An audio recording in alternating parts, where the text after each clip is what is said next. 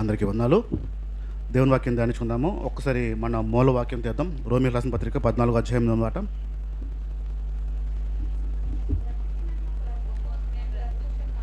మనం బ్రతికిన ప్రభు కోసం బ్రతకాలి. చనిపోయిన ప్రభు కోసమే. కాబట్టి బ్రతికిన చనిపోయిన ప్రభువారమయ్యి ఉన్నాము. మన బ్రతుకు దేవుని కోసం, మరణమైన దేవుని కోసమే. బ్రతికిన చనిపోయిన ప్రభువారమయ్యి ఉన్నాము. 12:1 రోమీయుల రాసిన పత్రిక.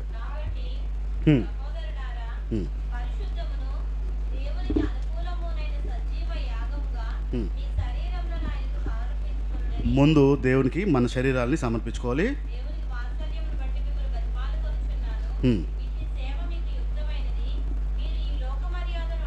ఈ లోక మర్యాదని అనుసరించక ఉత్తమమేంటో, అనుకూలమేంటో, సంపూర్ణమైన దేవుని యొక్క చిత్తం ఏంటో పరీక్షించి తెలుసుకోండి. రైట్, దేవుని చిత్తం ఏంటో పరీక్షించి తెలుసుకోవాలంట. చెప్పరు ఎవరు? చెప్తారా? ఏముంది బైబిల్లో? పరీక్షించి తెలుసుకోమని చెప్పింది. మనం తెలుసుకోవాలి దేవుని చిత్తం అనేది ఏంటనేది పరీక్షించి, ఇది దేవుని చిత్తమా కాదా, దేవునికి ఇష్టమా కాదా, దేవుని నచ్చుతుందా లేదా అనేది మనం పరీక్షించుకోవాలి. అది పరీక్షించుకుని ఆ విషయాన్ని చేయాలి. రైట్, ఇప్పుడు పరీక్షించుకుని చెయ్యాలి చిత్తం అంటున్నాడు. పరీక్షిస్తామా పరీక్షించమా? దేవుని చిత్తమా కాదా అనే విషయం పరీక్షిస్తామా పరీక్షించమా? పరీక్షిస్తారా? పరీక్షించరా? సమాధానం రావట్లేదండి. మీకు ఏది అవసరమో అది పరీక్షిస్తారు. ప్రభా వాళ్ళ ఇంటికి వెళ్ళమంటావా? నీ చిత్తం అయితే నాకు చెప్పు, వెళ్తాను, లేకపోతే వెళ్ళను.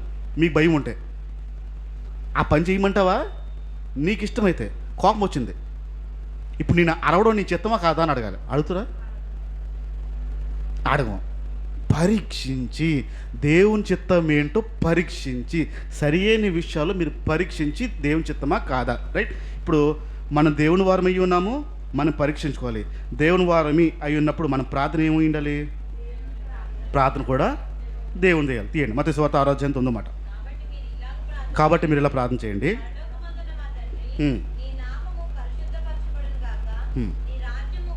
నీ రాజ్యం రావాలి. రైట్, దేవుని చిత్తం పరలోకంలో జరుగుతున్నట్టు భూమి మీద కూడా జరగాలి. ఇది దేవుని యొక్క ఆశ. ఇప్పుడు క్రైస్తవుడుగా ఉంటున్న మనము దేవుని చిత్తాన్ని పరీక్షించి చెయ్యాలి అనే విషయం చెప్తుంది. ఈ పరీక్షించి చెయ్యాలనే దగ్గర ఏది దేవుని చిత్తమో ఏది దేవుని చిత్తం కాదో అనే విషయాన్ని స్పృహ కలిగి ఉండాలి. ఇప్పుడు ప్రార్థన కూడా దేవునికి ఇష్టమైనది, దేవునికి చిత్తమైనది చేయాలి. ఇలా ప్రార్థన చేయమని చెప్పాడు. ఇప్పుడు దేవుని రాజ్యంలో ఆయన చిత్తం జరుగుతుంది, కానీ ఇక్కడ ఆయన ఇష్టము భూమి మీద నెరవేరట్లేదు. అందులో మనం నేర్చుకుంటున్న అంశాలు, దేవుడు మన్ని సేవకుడుగా, సేవకురాళ్ళగా అనే విషయాన్ని మనము నేర్చుకుంటున్న విషయాలు. ఒక్కసారి హెబ్రీయులకు రాసిన పత్రిక వచ్చేద్దాం త్వరగా. 5వ అధ్యాయం 4వ మాట. హెబ్రీ 5:4.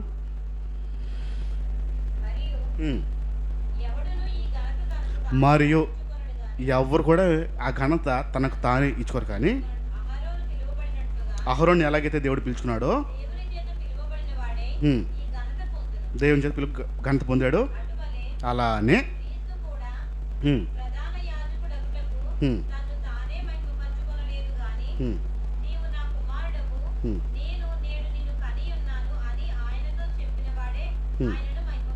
రైట్, ఒక పిలుపు విషయంలో మనకు మనమే పెట్టుకోం, కానీ దేవుడు ఇస్తేనే దేవుడు ఒక పిలుపు, ఒక బిరుదు అనేది. రైట్, ఒకసారి స్పీడ్గా రోమీయులకు రాసిన పత్రిక 6వ అధ్యాయం 22వ మాట.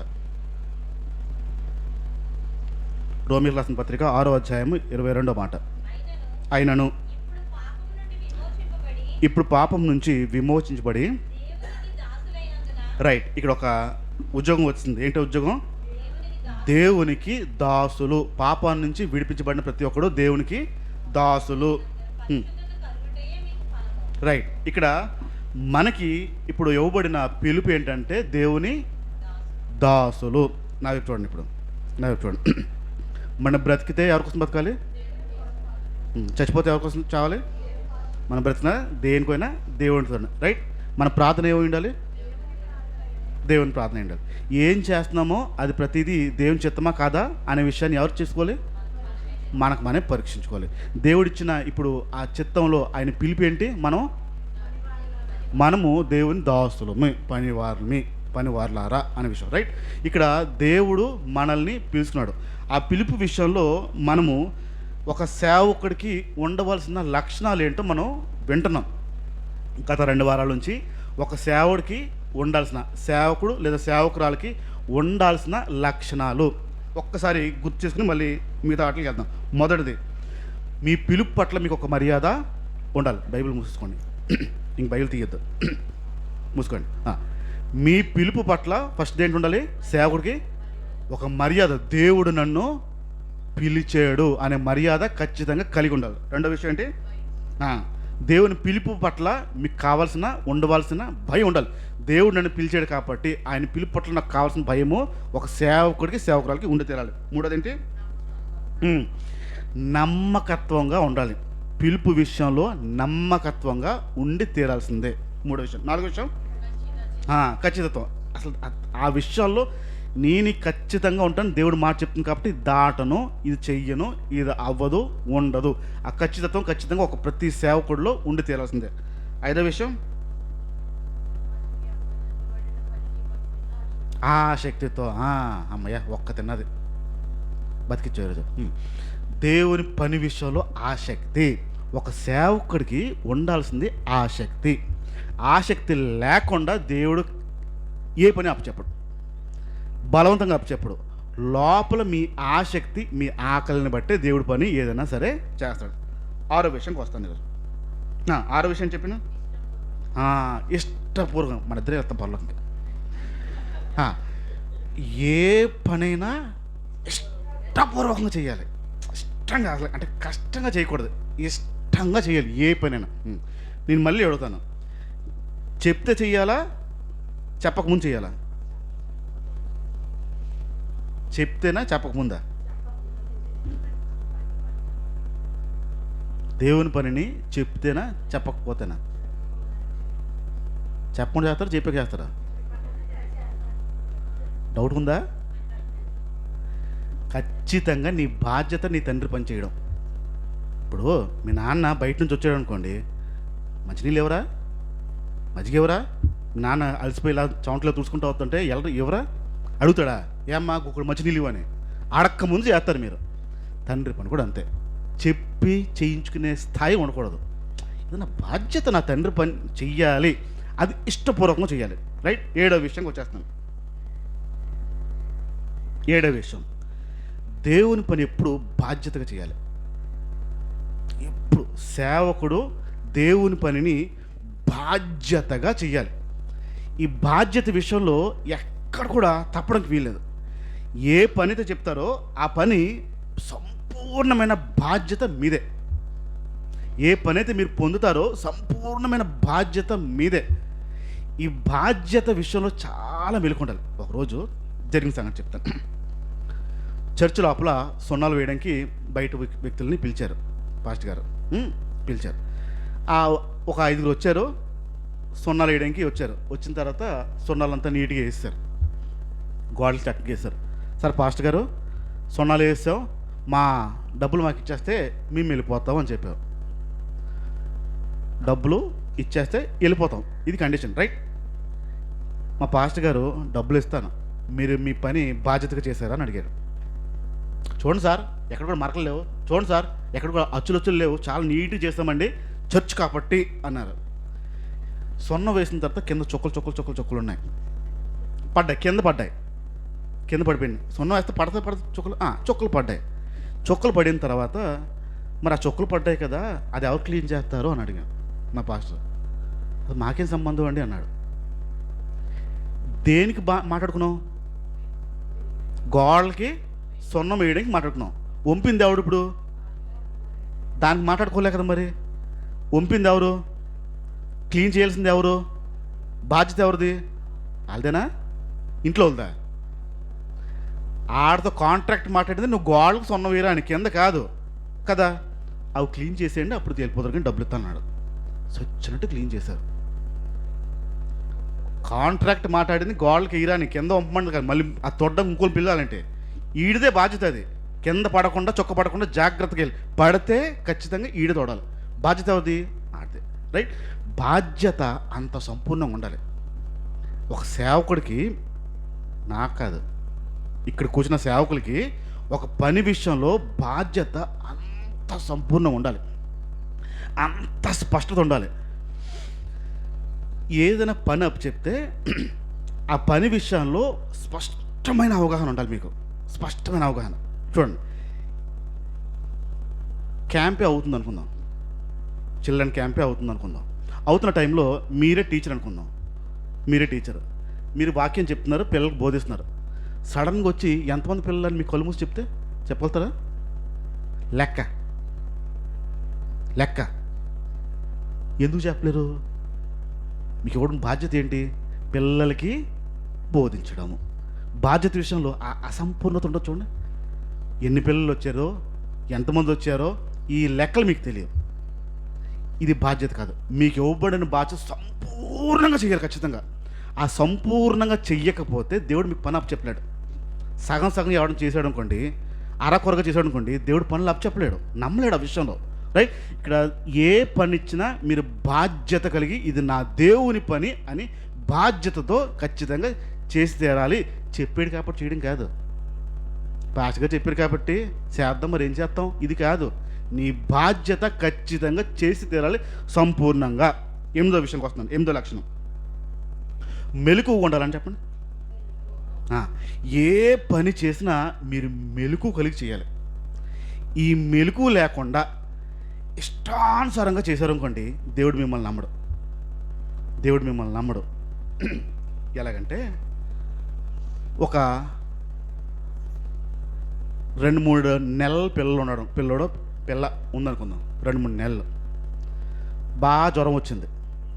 డాక్టర్ గారు చెప్పారు P250, P150 లేదా P120, పారాసెటమాల్ 120 లేదా 100, అవి ఆ రేంజ్ది సరిగ్గా 2.5 ml వేయాలమ్మా, అది మెచ్చుకుంటూ చూసుకున్నారు. ఇలా టీ వడగొట్టినట్టు పోతారా? జాగ్రత్తగా 2.5 ml వచ్చే వరకు జాగ్రత్తగా చూసేస్తారా? మళ్ళీ 6 గంటల తర్వాత ఇయ్యాలా ఉన్నప్పుడు టైం చూస్తారా చూడరా? ఇందాక ఇప్పుడు వేసి ఉంటాను మళ్ళీ వేద్దాంలే అంటారా? ఎలా చేస్తారు? ఎలా చూస్తారు? ఎలాంటి జాగ్రత్త ఉంటుంది? ఒక్క సొక్క అటు ఇటు కాకుండా, టైము అటు ఇటు కాకుండా జాగ్రత్తగా మెలుకుగా వేస్తారు. ఎందుకంత మెలుకుతాను? ఎందుకంత మెలుకుతాను? పసివాడు, చిన్నోడు, చిన్న ప్రాణం, ఒక భయం ఉంటుంది. ఆ మెలుకుతనం దేవుని పనిలో ఉంటుందా? అంత మెలుకుతనం ఉంటుందా దేవుని పనిలో? దేవుని పని విషయాల్లోనే ఉంటాయా? సాధారణంగా ఉండదు. ఈ లేడు కదా, చూడండి, అసలే అరాకొర మొక్కలు టేపులు వేసి అంటించుకుంటున్నాను, మైక్ మొక్కల్ని తాడులు వేసి కట్టుకుని, చిన్న చిన్న అతుకులు వేసుకుని, రకరకాల సెటప్ అంతా పెట్టుకుని టేపులు వేసుకుని అంటించుకుని పెట్టుకుంటే, నిన్న పైనుంచి కింద పడితే దీన్ని తల లేపించాడు అక్కడ. నేను రాత్ర తేజగాడు ఇంక అంటుకోదు, అయిపోయింది, ఇంక దీన్ని పడేయడమే పంచేది. ఇంకా అప్పటికే ఎన్ని టేపులు ఉన్నా చూడండి, అన్ని టేపుల మధ్య చేసి జాగ్రత్తగా నేను దాస్తున్నాను. ఎందుకంటే భయం నాకు, దేవుని వస్తువులు అంటే భయం నాకు. జాగ్రత్త వాడాలి, మెలుకుగా వాడాలి. ఆ మెలుకుతనం లేకుండా నేను వాడానంటే ఈ మైక్ విషయం నేను లెక్క చెప్పుకోవాలి. ఇప్పుడు ఆడొచ్చాడు, పడేయాలని నేను వేసాడు కింద, మొక్క వేరైపోయి నీటి పక్కన పెట్టి వెళ్ళిపోయాలి. ఒక మాట లేదు, మంచి లేదు, అది రెక్కొట్టేసాను, ఏదో చేసుకో అంటించుకో, అది ఏం లేదు. పొద్దున వచ్చి వస్తే తల వేరైపోయింది, ప్రాణం పోయింది, ఏం లేదు. ఇప్పుడు దేవుని పని విషయంలో మెలుకుతనం లేకపోతే దేవుడు నమ్ముతాడా? అంత అలర్ట్గా లేకపోతే, అమ్మో ఇది దేవుని పని అండి, జాగ్రత్త చేయాలండి. మీరు మీ దగ్గరికి ఎవరు వచ్చి ఒక 2-3 కాగితాలు ఇలా పెట్టి, కాగితాల మీద సంతకం పెట్టండి అంటే చూసి పెడతా, చూడకుండా పెడతారా? మధ్యలో ఒక తెల్ల కాగితం పెట్టడం కూడా అయిపోయినట్టే, మీ సంతకం పెట్టడం కూడా అయిపోయినట్టే. ఒక భయం ఉంటుంది చూడండి, మెలకు ఎక్కడ ఇక్కడ ఏముంది, ఇంట్లో ఏముంది, ఏం రాశారు చదువు రాకపోయినా ఆ ప్రామిస్ నోట్ మీద ఏముందో చదివించుకుని అప్పుడు పెడతారు. అంత మెలకు. దేవుని పనులు అంత మెలకు ఉంటుందా? దేవుని పని విషయంలో అంత మెలకు ఉంటుందా? అమ్మో జాగ్రత్త చేయకపోతే ప్రభు చూస్తాడు, ఇది ప్రభు చెప్పిన పని, నేను అంత మెలకుగా జాగ్రత్తగా చేయాలి ఉంటుందా? ఒక సేవకుడికి మెలకుతనం లేకపోతే, ఒక సేవకుడికి ఆ మెలకుతనం రాకపోతే సేవకుడిగా పనిచేయడు, పనికాడు. ఇంకా ఆ మెలకుతనం ఖచ్చితంగా ఉండి తీరాల్సిందే. 9వ విషయంకి వస్తున్నాను. 9వ లక్షణం, ఏది చేసినా అనండి ఉత్తమంగా చేయాలి. ఒక సేవకుడు ఏ పని చేసినా పర్ఫెక్ట్గా చేయాలి. అసలు ఇంకా దాంట్లో ఇంకా ఎంచడానికి లేదు, ఎంచడానికి ఉండదు. మా పాస్టర్ ఎక్కువ ఒక మాట అంటారు, పని చేస్తే అంట ఎలా చేయాలంటే తర్వాత మళ్ళీ ఆ పని ఇంకా ఎవడని చేయడానికి భయపడాలంట. అమ్మో ఆయనలా అండి నేను చేయలేనండి, ఆయనలాగా నేను నా వల్ల కాదండి, ఆయన బాగా చేస్తాడు. ఆఖరికి మీరు ఇల్లు తుడిసిన మీకులాగా ఎవరు తొడవలేనంతగా తొడవాలి, మీకులాగా ఎవరు తొడవలేనంతగా చేయాలి పని, మీకులా ఎవరు కడగలేనంతగా పని చేయాలి. ఏ పని చేసినా ది బెస్ట్గా చేయాలి. మరలా ఇంకోటి వచ్చి చేసే పని కాదు. ఇంట్లో పనులు ఉంటారు కదా, వాళ్ళు తుడిస్తే బాగా తుడుస్తారా తొడరా? తొడరా? పైన అలా అలా అలా అలా అలా అలా వెళ్ళిపోతారు స్పీడ్గా. మీరు ఒక రూము 6 నిమిషాలు 7 నిమిషాలు తుడితే అలా 1 నిమిషంలో వెళ్ళిపోతారు వాళ్ళు, అలా వెళ్ళిపోతారు వాళ్ళు. మళ్ళీ ప్రత్యేకంగా వచ్చి చెప్పాలి మంచం కింద, మంచం కింద కూడా చీపిరేయి అని అనకపోతే ఈరాళ్ళు. ఇప్పుడు వాళ్ళు చేసే పని తీరు అంతే. ఇప్పుడు మీరు పని చేస్తే ఇంకోటి వచ్చి మరలా అది ఫుల్ చేయకూడదు, అంటే మీరు చేసిన తర్వాత కొరత ఉండకూడదు, ఇంకా అంత బాగా చేయాలి.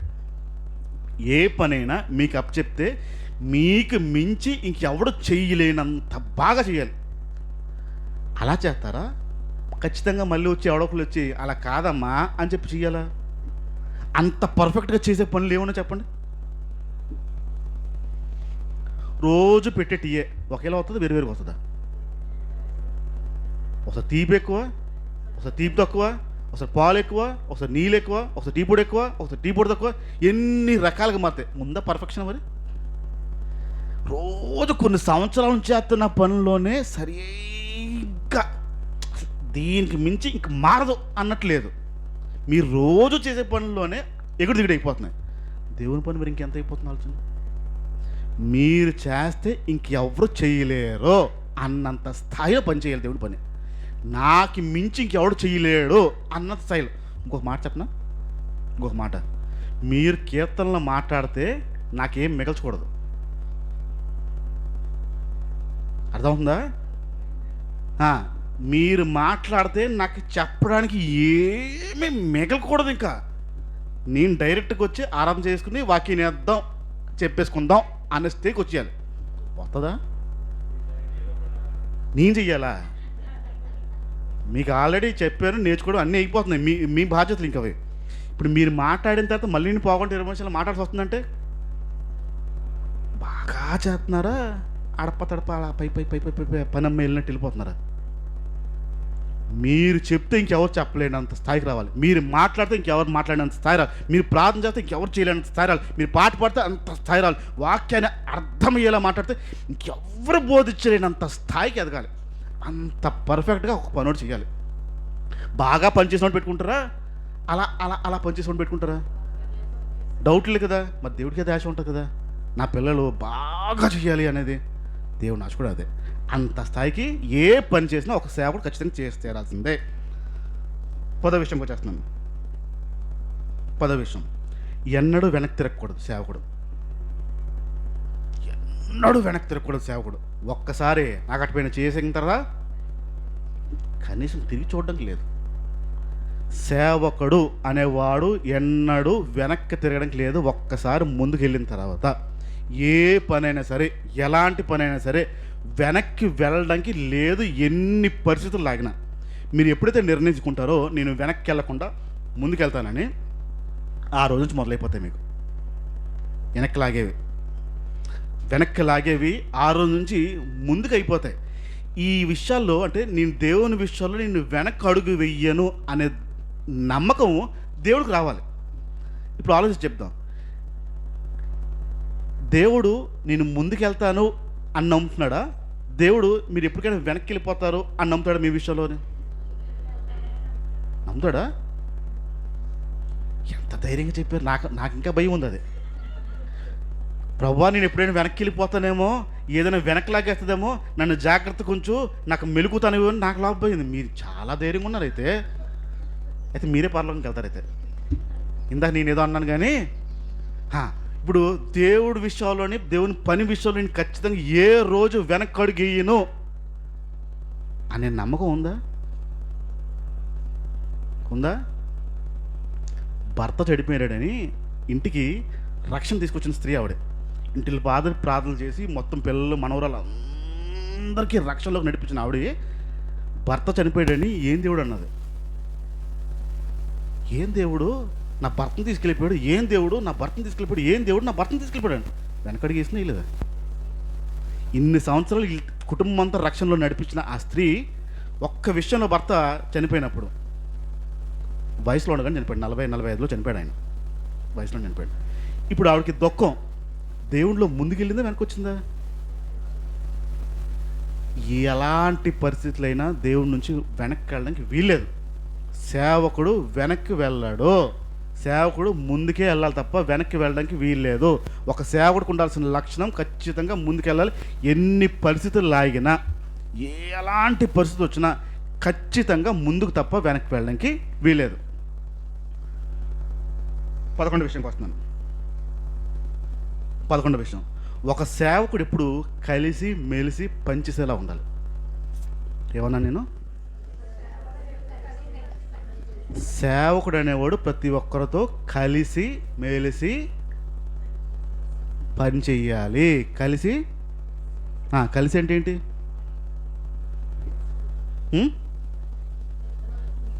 మెలిసి అంటే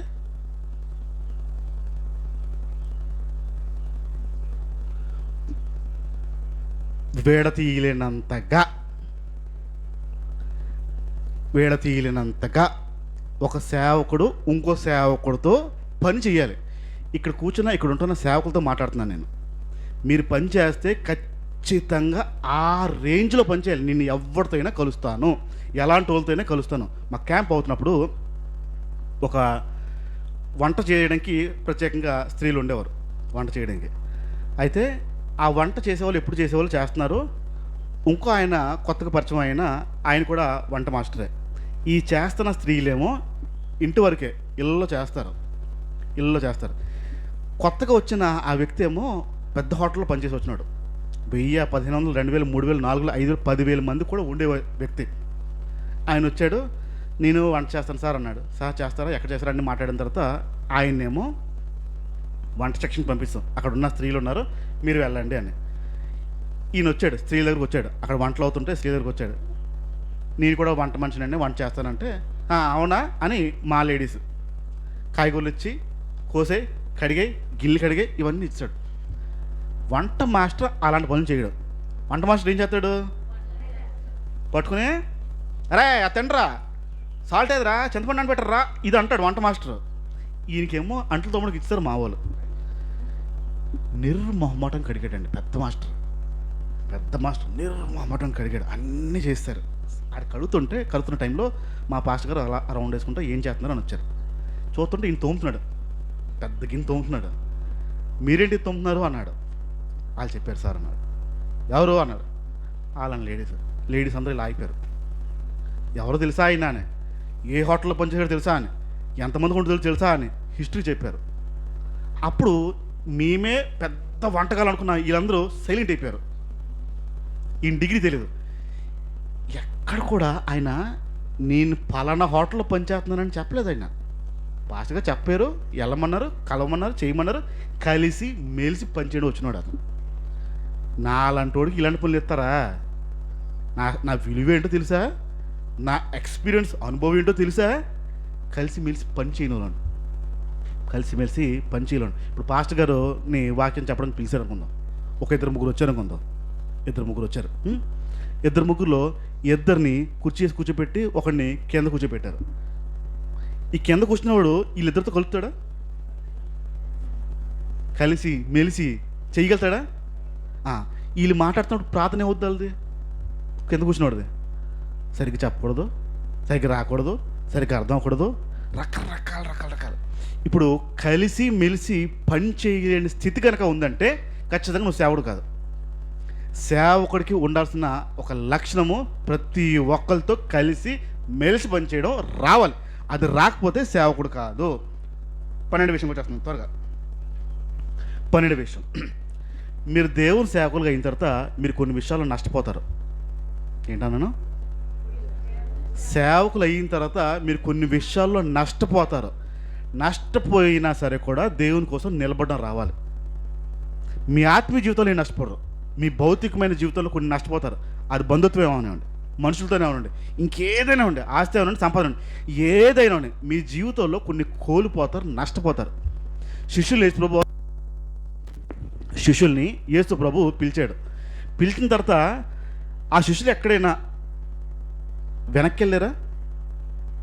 వెళ్ళలేదా?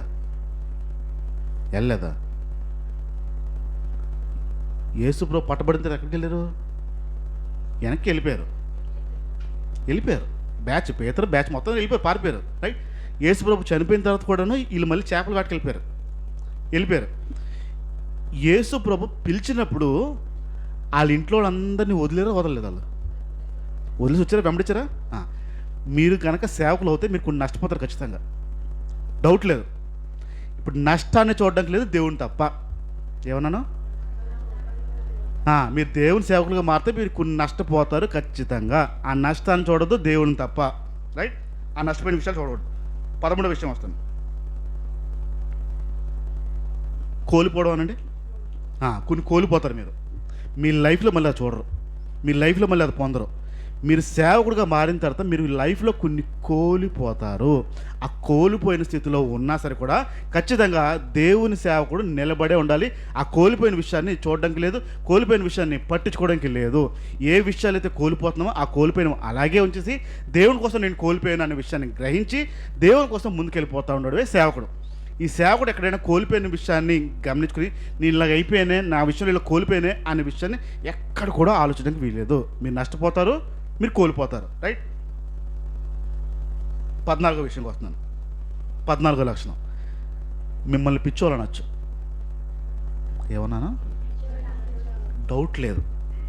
మీరు స్పష్టమైన నిజమైన సేవకురాల్లా మారాలంటే మీకు ఇచ్చే బిరుదు ఏంటో తెలుసా? పిచ్చోడు.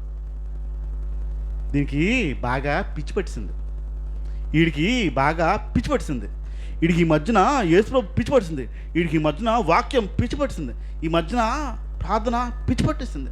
డౌటే లేదు. నిన్ను పిచ్చోడు లెక్కని చూస్తారు.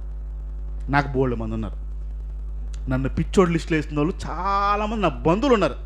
ప్రారంభంలో మా నాన్న వేస్తాడు వీడికి పిచ్చి పట్టిందని. డౌట్ లేదు. ఇప్పుడు నాకు పిచ్చి పట్టింది అనే పదం అన్నందుకు నేను ఎక్కడ ఆడడానికి వీలేదు, ఎక్కడ కూడా ఆగడానికి వీలేదు.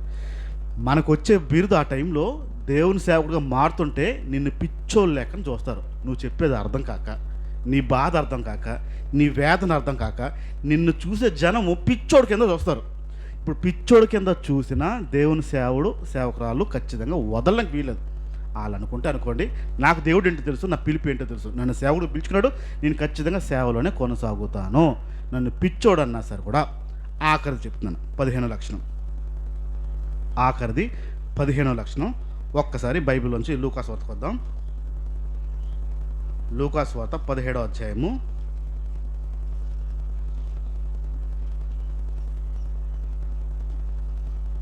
లూకాసు వార్త 17వ అధ్యాయం 10వ మాట చూద్దాం.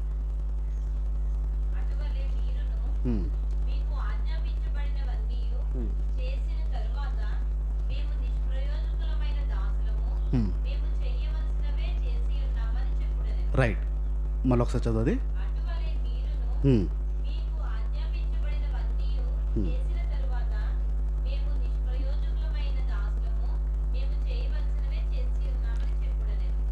నా వైపు చూడండి. ఇప్పుడు సుమారుగా 14 లక్షణాలు మాట్లాడాను నేను.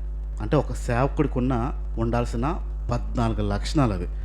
ఆ 14 లక్షణాలు ఉండిన తర్వాత ఆఖరి లక్షణం ఏంటంటే మీరంతా కష్టపడి అంతా ప్రయాసపడిపోయి కష్టము, నష్టము, కోల్పోవడం ఇవన్నీ అనుభవించిన తర్వాత ఆఖరికి నువ్వు పిచ్చోడు అని ముద్ర వేయించుకున్న తర్వాత నీ లోపల నుంచి ఒక మాట రావాలంట, నేను వేస్ట్ సేవకుడిని, గొప్ప సేవకుడు కాదు. వేస్ట్ నేను చెయ్యాల్సింది చేసిన తప్ప నేను గొప్పగా ఏం చేసేయలేదు, భలేగా ఏం చేసేయలేదు. నేను చెయ్యాల్సిన పని మాత్రం చేశాను, నేను నిష్ప్రయోజనం, అసలు వేస్ట్ సేవకుడిని అనే భావం రావాలి. నేను వేస్ట్ సేవకుడిని అనే భావం నీ లోపల రాకపోతే నేను చేయాల్సిన పనే చేశాను తప్ప పెద్ద గొప్ప పనులు ఏం చేశాను. 14 లక్షణాలు చాలా కష్టమైనవే. ఆ 14 లక్షణాలు చేసి ఆఖరి లక్షణం అనుకోవాలంటే నేను వేస్ట్. చచ్చే ముందు ప్రభా ఇగో ఈ మందిరం కట్టించాను, ప్రభా ఇదిగో ఇంతమంది వచ్చారు, ప్రభా ఇన్ని సంఘాలు నాకు ఉన్నాయి, ఇంతమంది నాకు ఉన్నారు, ఇంతమంది నేను రక్షణ ఇచ్చాను, ఇంతమందికి బాప్తిజంలు ఉన్నాయి, వీళ్ళందరూ నేను కట్టాను ప్రభా అని అనుకున్న తర్వాత కానీ చేయాల్సిన పని నేను చేశాను కదా, నా అంత వేస్ట్ పనుడు ఇంకోటి లేడు అనాలంట. ఉంటుందా? పాస్టర్లు పిలిచినప్పుడు పనికి మాలిన పాస్టర్ మన మధ్య ఉన్నాడు అని అంటాడు ఎవడన్నా? గొప్ప సేవకుడే కదా. ఈ బైబిల్ ఏం చెప్తుంది మరి? అంత పని చేసంట డిగ్రీ వేయించుకోలే, నిష్ప్రయోజనం, పనికి మాలిన సేవకుడిని అనుకోలేదంట. ఎవడనుకుంటున్నాడు చెప్పండి? ఇప్పుడు పెద్ద పాస్టర్ని, అంతర్జాతీయ పాస్టర్ని, నేను అలాంటి పాస్టర్ని, ఇలాంటి పాస్టర్ని, ఇన్ని సేవలు, ఇన్ని సంఘాలు, ఇంతమంది, ఇన్నిమంది గొర్రెల్ని, ఇంతమంది కాపరిని, ఇంతమందికి నడిపిస్తాను నేను అంటున్నాడు తప్ప ఈ పదం అంటున్నాడు ఎవడన్నా? ఇంత చేస్తున్నా, నేను చేయాల్సిందే చేశాను కానీ నేను నిష్ప్రయోజనము. మీ జీవితంలో దేవుని పని ఏది చేసినా మీరు ఆఖరికి రావాల్సిందే, ప్రభా నేను చేయాల్సింది చేశాను అంతే, గొప్పగా ఏం చేయలే, నేను వేస్ట్ అనే భావం రాకపోతే మీరు సేవకుడికి పనిచేయరు, దాటేస్తారు. ఒకవేళ ఈ పదం కనుక మీకు గుర్తుండకపోతే, నేను చేశాను ఇది వేస్ట్ అనే పదం మీకు గుర్తుకొచ్చేస్తే ఖచ్చితంగా మీరు ముందుకెళ్తారు. అది కనుక గుర్తు రాకపోయిందంటే, నేను వేస్ట్ ప్రభా అనే విషయాన్ని, ఇంత చేసినా నేను వేస్ట్ ప్రభా అనే విషయాన్ని గుర్తెరగకపోతే ఖచ్చితంగా దేవుడిని తప్పిపోతారు. ఖచ్చితంగా అనుకోవాల్సిన బిరుదు పనివాడు, నేను వేస్ట్ పనివాడిని, పనికి మాలిన పనివాడిని, నా పని నేను చేసిన తప్ప కొత్తగా ఏం చేయలేదు, ఎక్కువ ఏం చేసేయాలి అనే స్థాయి కనుక రాకపోతే ఖచ్చితంగా దేవుని చెప్పిపోతాం. ఒక సంపూర్ణమైన సేవ, సంపూర్ణమైన సేవకుడు అంటే ఖచ్చితంగా ఈ లక్షణాలు ఉండి తీరాలి. ఇది లేకపోతే సేవ కింద, సేవకురాళ్ళ సేవకుడి కింద పని చేయమని. దేవుని సేవలో మనం బలంగా అందరూ ముందుకెళ్ళాలని ప్రార్థించేద్దాం. కళ్ళు మూసుకుందాం. తండ్రి, నీ చిత్తము పరలోకంలో జరుగుతుంది కానీ ఈ భూమి మీద జరగట్లని చెప్పావు. మేము బ్రతికితే నీకోసం బ్రతకాలి, చనిపోయినా నీకోసం చనిపోవాలి. మా ప్రార్థన, మా ఆశ, మా ఆలోచన ప్రతిదీ నీదే అయి ఉండాలి. మమ్మల్ని మీరు ఒక పిలుపుతో పిలిచారు. ఆ పిలుపు పేరు మేము నీ సేవకులమి, సేవకురాలమి. ప్రతి ఒక్కరూ నిన్ను నమ్మిన మేము పాపం నుంచి విడిపించబడి నీ సేవకుల కింద మేము మారాం. ఆ పిలుపుని మేము గ్రహించి ఆ పిలుపు విషయంలో ఉండాల్సిన జాగ్రత్త, భయము, ధైర్యము, ముందుకెళ్ళడం, వెనక్కి వెళ్ళడం, ఇవన్నీ కూడా మేము జాగ్రత్త కలిగి, మెలకువ కలిగి, నీ పిలుపు విషయంలో ఒక ఆలోచన కలిగి మేము భయంతో నీ సేవ చేయడానికి మాకు సహాయం చేయమని అడుగుతున్నాం ప్రభా. మేము శరీరం విషయంలో బలహీనమే, ఆత్మ మమ్మల్ని ప్రేరేపిస్తున్నా అది వద్దని చెప్తున్నా శరీరం చెప్పేవే చేస్తున్నాం చాలాసార్లు. మమ్మల్ని క్షమించి నీ సేవని, నీ పిలుపుని గుర్తెరిగి అది మర్యాదపూర్వకంగా మేము అది చేస్తూ జాగ్రత్తగా ఉంటూ నీ సేవని, నీ పిలుపుని మేము కాపాడుకుంటూ మిమ్మల్ని నుంచి మేము ఎక్కడ కూడా తప్పిపోకుండా ఉండడానికి మాకు సాయం చేయమని అడుగుతున్నాం ప్రభా. మరొకసారి మమ్మల్ని అందరినీ చేతికి అప్పచెప్పుకున్నాం. ఎంత పని చేసినా, ఎలాంటి పని చేసినా నిష్ప్రయోజనమైన సేవకుడిని, సేవకురాలని అనే భావము మాలో ఇవ్వమని అడుగుతున్నాం. నేను ఎక్కడైనా ఆ విషయాన్ని దాటి నేను బాగా చేశాను, బాగా పాడాను, బాగా చదివాను, బాగా చెప్పాను అని ఎక్కడైనా మాలో గర్వము వస్తే దాని విషయాలు మమ్మల్ని క్షమించి మేము పనికి మాలిన వారిని అనే విషయాన్ని గుర్తెరిగి నీ సేవలో